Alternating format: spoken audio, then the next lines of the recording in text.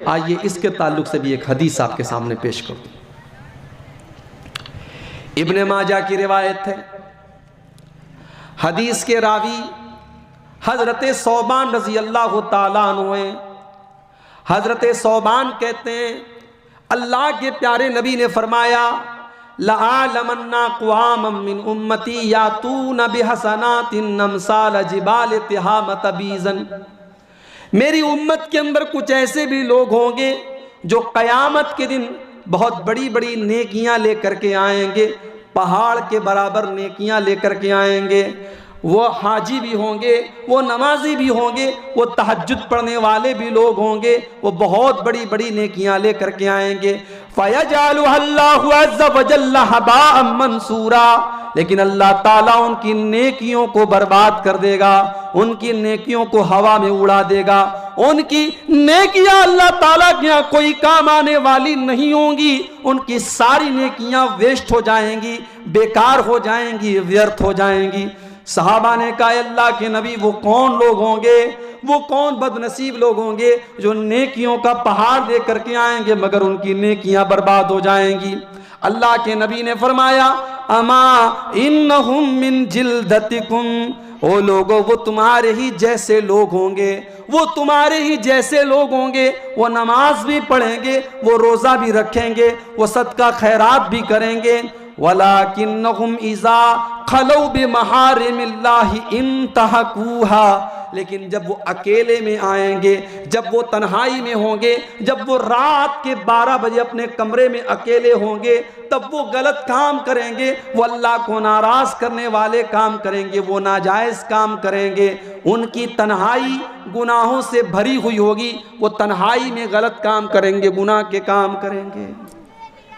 मेरे भाइयों, जब तन्हाई में शैतान आपसे गलत काम करवाए तो इतना ज़रूर सोच लेना कि आप तन्हा नहीं हैं, अल्लाह है और अल्लाह आपके साथ है, अल्लाह देख रहा है आप क्या कर रहे हैं, अल्लाह को हिसाब देना है। ज़िनाकारी को अगर हमें रोकना है, हमें अपने बच्चों के मोबाइल के इस्तेमाल पर भी हमें कंट्रोल करना पड़ेगा।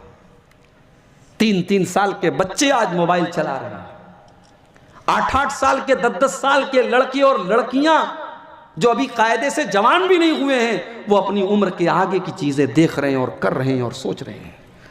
हमें इस मोबाइल के ऊपर भी कंट्रोल करना पड़ेगा।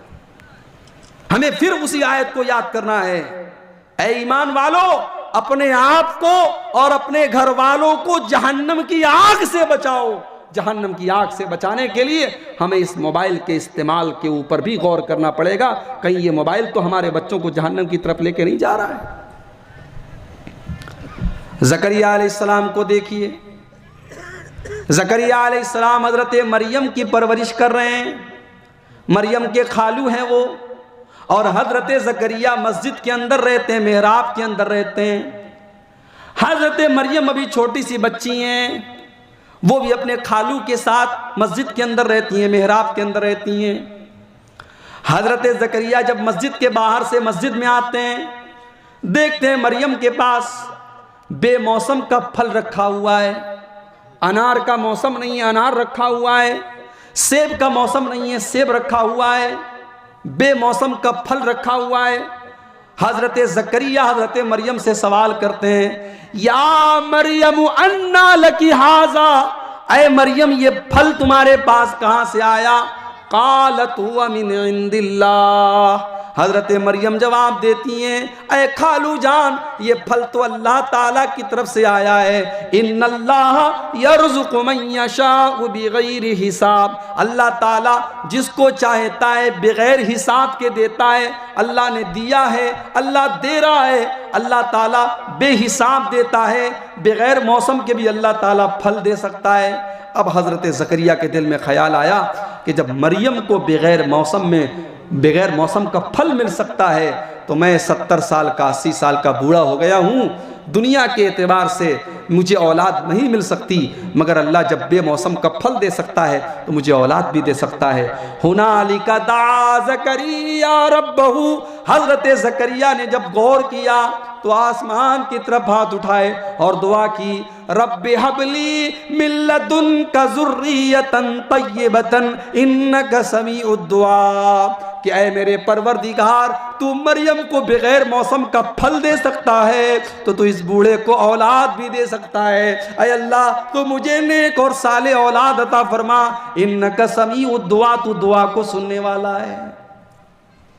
तो जैसे ज़करिया ने मरियम की परवरिश की और मरियम से पूछा कि तेरे पास ये फल कहाँ से आया, अगर आप एक बेटी के बाप हैं और आपकी बेटी कॉलेज में जा रही है और आपने उसको मोबाइल नहीं दिलाया है लेकिन उसके पास मोबाइल आया, तो उससे पूछिए कि ये मोबाइल तेरे पास कहाँ से आया। आपने उसको ईयर रिंग नहीं दिलाई है, आपने उसको कीमती 1000 रुपये वाली घड़ी नहीं दिलाई है, उसकी कलाई पे घड़ी आई है, उसके कानों में ईयर रिंग लटक रही है, तो आप सवाल कीजिए, अन्ना लके हाजा, ये ईयर रिंग तेरे पास कहाँ से आई, ये मोबाइल तेरे पास कहाँ से आया।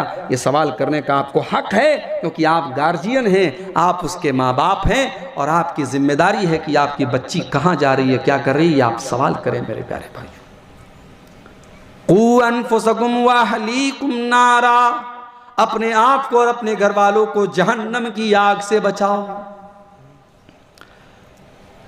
लड़कियों का कपड़ा लेने के लिए जब आप जाएं, अगर बाप अपनी बेटी का कपड़ा लेने जा रहा है, शौहर अपनी बीवी का कपड़ा लेने जा रहा है, भाई अपनी बहन का कपड़ा लेने जा रहा है, तो कपड़ा लेने के टाइम भी आप सोच लें, आप मुसलमान हैं, आपकी बहन, आपकी बीवी, आपकी बेटी भी मुसलमान है, उसका कपड़ा भी मुसलमान वाला कपड़ा होना चाहिए।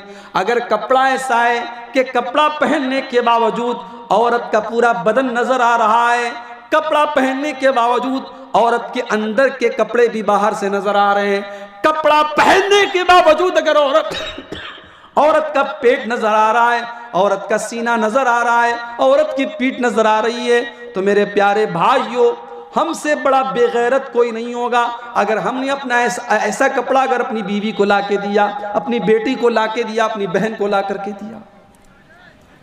आज हमारे घरों में कपड़े पहने जा रहे हैं साहब, शहरों की बात छोड़ दीजिए, देहात में, छोटे छोटे गांव में ऐसे कपड़े पहने जा रहे हैं। लड़कियां ऐसे कपड़े पहन रही हैं, औरतें ऐसे कपड़े पहन रही हैं जो बिल्कुल पारदर्शी हैं, जो बिल्कुल ट्रांसपेरेंट हैं। कपड़ा ऐसा है कि अंदर की पूरी चीजें नजर आ रही हैं, और कपड़ा पहनने वाली मुसलमान औरत है, कपड़ा पहनने वाली लड़की मुसलमान है। मेरी प्यारी माँ बहनों, ऐसा कपड़ा अपने बदन पर पहनने के पहले जरा ये हदीस आप जरूर सुन लीजिए। अल्लाह के प्यारे नबी फरमाते हैं, मेरी उम्मत के अंदर कुछ ऐसी औरतें भी होंगी जो जहन्नम में जाएंगी। वो कौन और औरतें होंगी? फरमाया, वनिसाउन कासियातुन आरियातुन मुमीलातुन माइलातुन, ऐसी औरतें होंगी जो कपड़ा पहनने के बावजूद नंगी होंगी। वो दूसरे मर्दों को अपनी तरफ आकर्षित करेंगी और खुद भी उनकी तरफ आकर्षित होंगी। रुऊसुहुन्ना कास्निमतिल बुख्तिल माइला, उनके सर के ऊपर जो हेयर स्टाइल होगा, जो बालों का जूड़ा होगा, वो ऊंट के कोहान की तरह होगा। अल्लाह के नबी फरमाते हैं, ला यदखुलनल जन्ना, ऐसी औरतें जन्नत में नहीं जाएंगी। वला यजिदन रिहा, और जन्नत में जाना तो बहुत दूर की बात है, जन्नत की खुशबू भी नहीं पाएंगी। अरे औरत का कपड़ा, औरत तो वो चीज है कि इस्लाम तो यहां तक कहता है कि अगर औरत अपने घर में चल रही है तो औरत के पायल की झनकार भी गैर मर्दों तक नहीं जानी चाहिए। अल्लाह ने कुरान में फरमाया, वला यज़रिबना बिअरजुलिहिन्ना लियुअलम मा युख्फीना मिन ज़ीनतिहिन्ना। ऐ मुसलमान औरतों, जब तुम अपने घरों में चला करो तो तुम्हारे पायल की झनकार भी गैर मर्दों के कानों तक न जाए, क्योंकि तुम्हारे पायल की आवाज भी तुम्हारी जीनत है। तुम्हारे पायल की आवाज भी गैर मर्दों तक नहीं जानी चाहिए।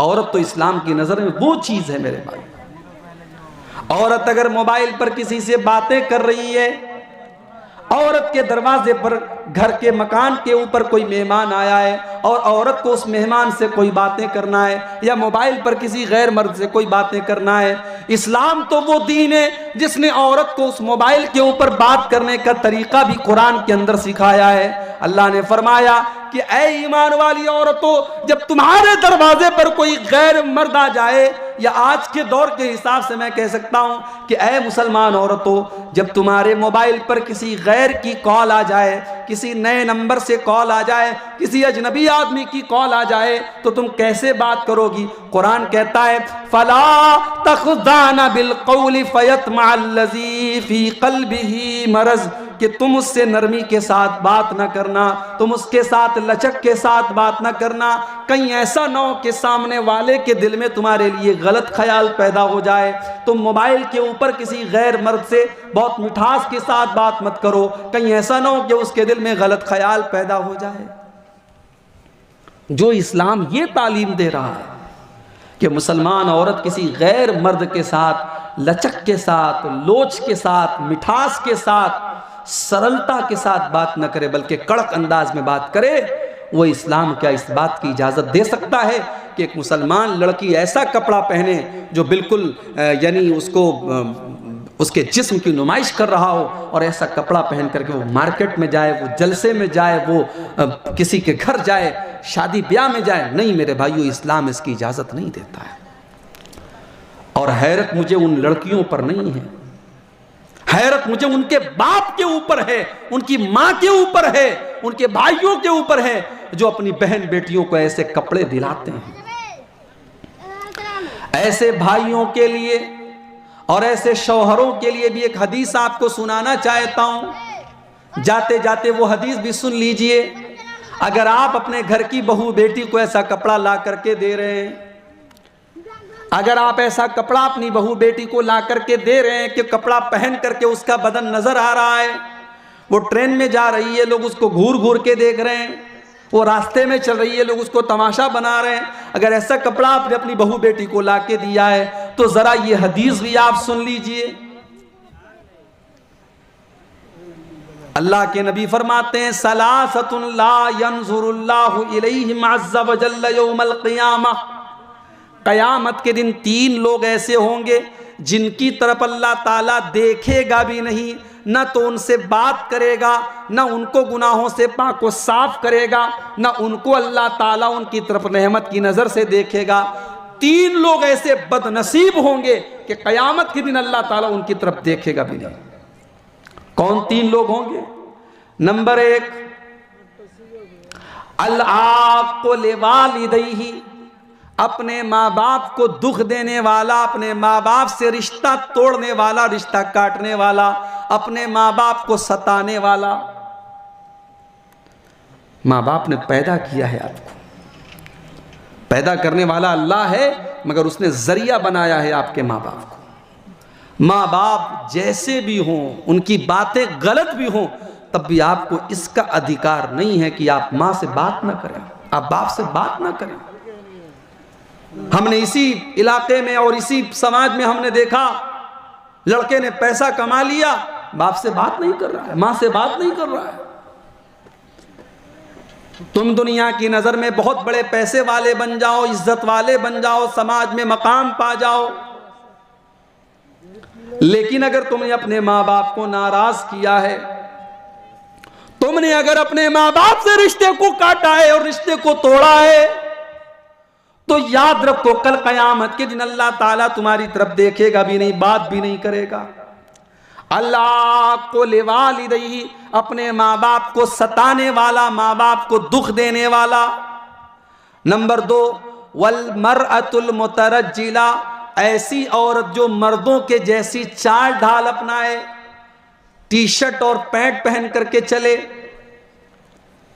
टॉप और स्कर्ट पहन करके चले, मर्दों के जैसा कपड़ा पहन करके चले, मर्दों के जैसा छोटा छोटा बाल रखे, मर्दों की तरह बात करे, मर्दों की नकल करने वाली और मर्दों की चाल ढाल अपनाने वाली औरत। और तीसरा आदमी अद्दयूस, बेगैरत मर्द, जो अपनी बहू बेटी को ऐसे कपड़े ला करके देता है वो बेगैरत है, वो दयूस है। और ऐसे दयूस की तरफ भी अल्लाह ताला कल क़यामत के दिन नहीं देखेगा। बेगैरत मत बनो मेरे भाइयों, दयूस मत बनो, हया वाले बनो, गैरतमंद बनो और अपनी बच्चियों को हयादार बनो। मैं जानता हूं रात ज्यादा हो रही है, 2:30 बजने वाले हैं और मैं ये भी देख रहा हूं बहुत सारे लोग अब धीरे धीरे जाने के फराक में हैं। 2-4 बातें, आखिरी बातें बयान करके बात खत्म करता हूं। बेटी की परवरिश बड़ा मुश्किल काम है मेरे भाई, मगर ये मत भूलिए हमारे नबी ने 4-4 बेटियों को पाला है। हमारे नबी भी 4-4 बेटियों के बाप हैं और हमारे नबी ने बेटियों को बहुत प्यार से पाला है, बहुत मोहब्बत से पाला है।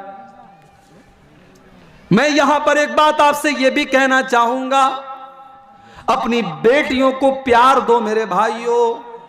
कभी कभी ऐसा भी होता है कि बेटियों को घर में प्यार नहीं मिलता है, न मां उनसे प्यार से बात करती है, न बाप उनसे प्यार से बात करता है।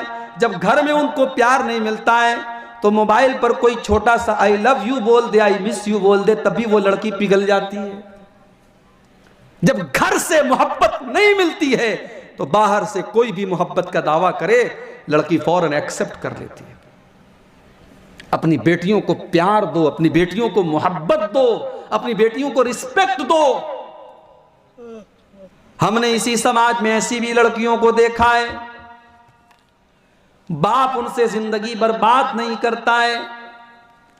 बाप का ये कहना है कि मेरे बच्चे मुझसे डरते हैं, मैं घर में जाता हूं तो मेरी बेटियों की मजाल नहीं है, मेरी बेटियां मुझसे बात नहीं करती हैं।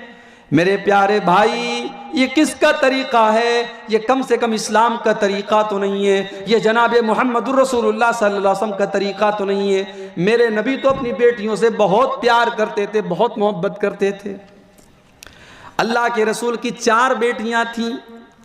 सबसे बड़ी बेटी का नाम ज़ैनब था। ज़ैनब की शादी आपने कराई अबुल आस से। जब शादी हुई थी तो अबुल आस मुसलमान नहीं थे और अभी अल्लाह के नबी भी नबी नहीं थे। नबी होने के पहले शादी हुई थी अबुल आस से। जब इस्लाम की पहली लड़ाई होती है ग़ज़वा बद्र की लड़ाई में मुसलमानों के खिलाफ लड़ने वालों में नबी का ये दामाद अबुल आस भी आता है, जो अभी मुसलमान नहीं हुआ है।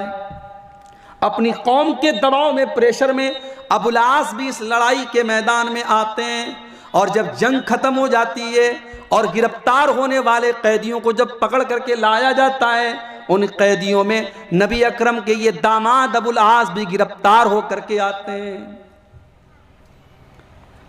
जब अल्लाह के नबी अपने सहाबा से कहते हैं कि जो कैदी गिरफ्तार होकर के आए हैं उनसे पैसा ले लो, उनसे फिदिया ले लो, उनको रिहा कर दो, तो अल्लाह के नबी की सबसे बड़ी बेटी ज़ैनब भी अपने शौहर को छुड़ाने के लिए अपने गले का हार लेकर के आती हैं और मुसलमानों को वो हार दे करके कहती हैं मेरे शौहर को छोड़ दो, मेरे शौहर को रिहा कर दो।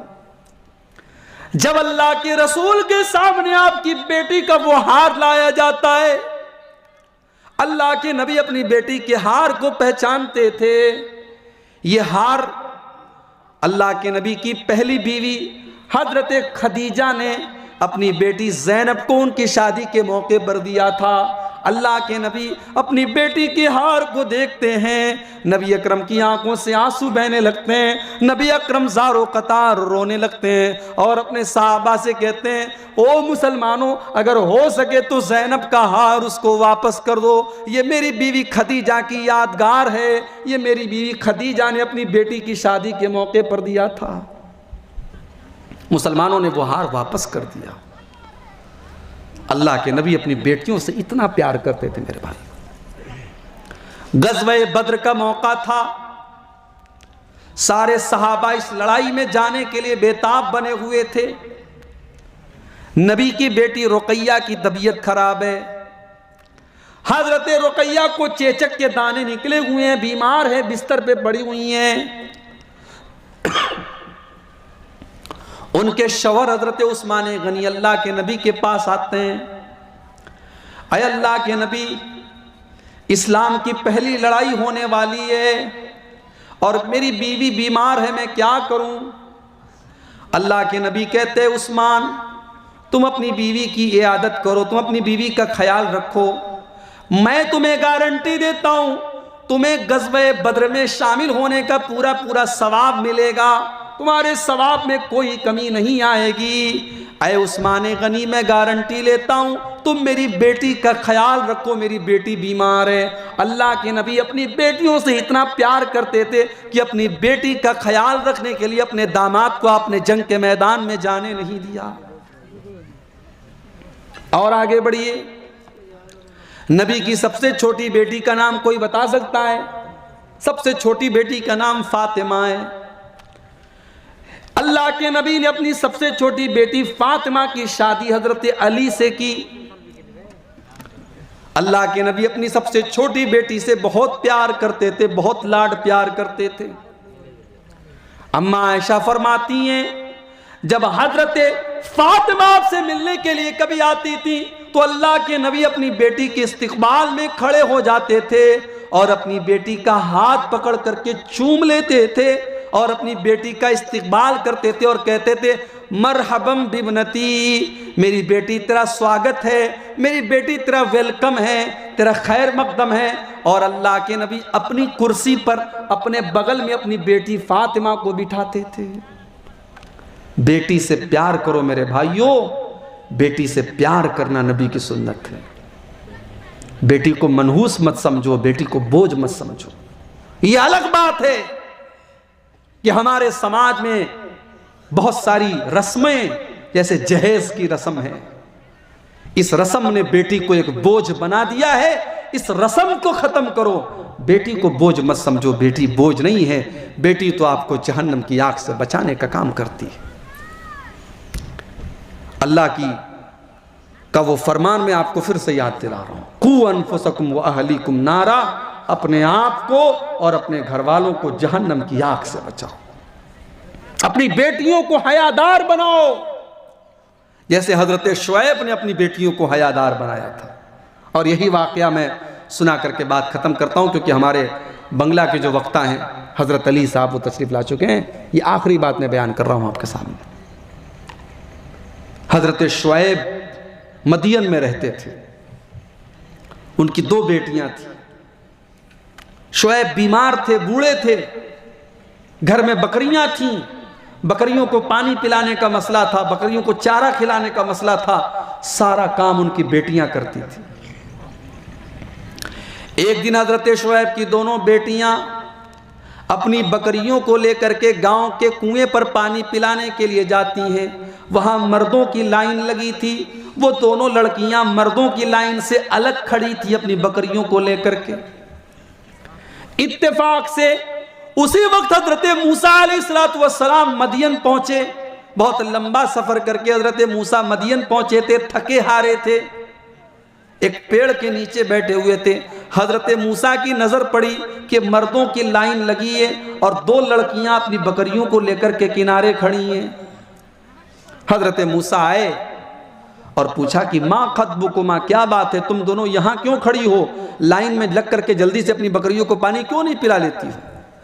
काल ताला नस्की हत्ता युस्दिर रिया।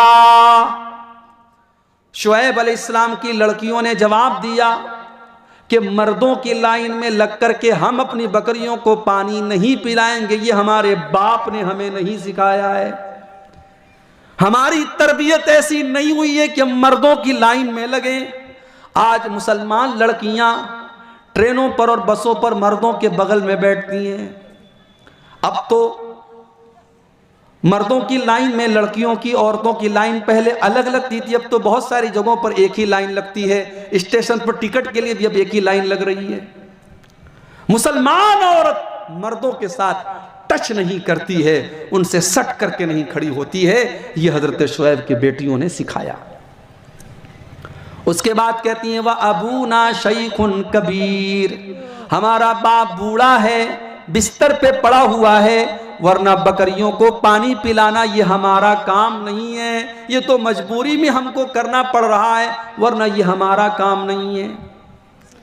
हज़रत मूसा अलैहिस्सलाम ने देखा कि दोनों लड़कियां बेचारी लाइन में कब तक खड़ी रहेंगी। उन्होंने कहा अच्छा इधर एक काम करो, मुझे अपनी बकरी दो। उनकी बकरी को उन्होंने पकड़ा और सारी भीड़ को क्रॉस करके आगे बढ़े। और मूसा अलैहिस्सलाम माशाअल्लाह बॉडी बिल्डर भी थे। उन्होंने कुएं का पत्थर अपने हाथ से उठाया और कुएं के पानी को खींचा और बकरियों को पानी पिलाया और बकरियां उनके हवाले कर दी। दोनों लड़कियों ने बकरियों को लिया और अपने घर चली गई। आज का हमारे दौर का नौजवान होता और किसी लड़की की ऐसी मदद करता तो जाते जाते पूछता आपका नाम क्या है, आपका मोबाइल नंबर ज़रा बता दीजिए, फेसबुक की आईडी बता दीजिए।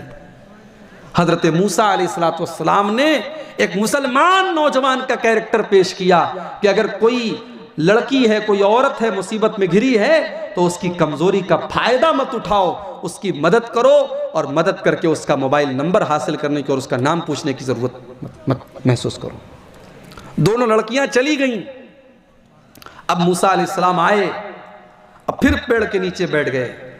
अब आसमान की तरफ हाथ उठा के दुआ करते हैं, रब्बि इन्नी लिमा अंज़लत इलय्या मिन खैरिन फ़क़ीर। ऐ मेरे परवरदिगार, मैं बहुत दूर का सफ़र करके आया हूँ, मैं भूखा हूँ, मैं प्यासा हूँ, न मेरे सर के ऊपर छत है, न मेरे पेट में अनाज का दाना है। परवरदिगार मैं तेरे करम का मोहताज हूँ, तू अपना करम मेरे ऊपर नाजिल फरमा। अभी मूसा अलैहिस्सलाम ने दुआ की, इतने में दोनों लड़कियों में से एक लड़की आई। अब जरा गौर कीजिएगा, जिस बात को बयान करने के लिए मैंने पूरा वाकया आपको सुनाया है वो बात बयान करके मैं बात खत्म कर रहा हूं। दोनों लड़कियों में से एक लड़की आई। अब वो लड़की कैसे आई, कुरान करीम उसके चलने का अंदाज बता रहा है। फजाअतहु इहदाहुमा तमशी अला इस्तिहयाइन। दोनों लड़कियों में से एक लड़की शर्माते शर्माते शर्माते शर्माते चलते चलते आई। उसकी चाल के अंदर भी शर्म थी, वो शर्मा शर्मा के चल रही थी। तो लड़कियों की तरबियत ऐसी करो मेरे भाइयों कि उनकी चाल के अंदर भी शर्म व हया हो। अगर आप बेटी के बाप हैं तो आपको ये सबक सीखना चाहिए जो हज़रत शुएब अलैहिस्सलाम की बेटियों ने हमें और आपको दिया है कि एक मुसलमान औरत की चाल के अंदर भी शर्म व हया होनी चाहिए। ये औलाद की तरबियत और घर वालों की तरबियत के ताल्लुक़ से चंद अहम बातें थी। हम अल्लाह से दुआ करते हैं रब्बुल आलमीन हम सबको अपनी और अपने घर वालों की इस्लाह करने की तौफ़ीक़ अता फ़रमाए।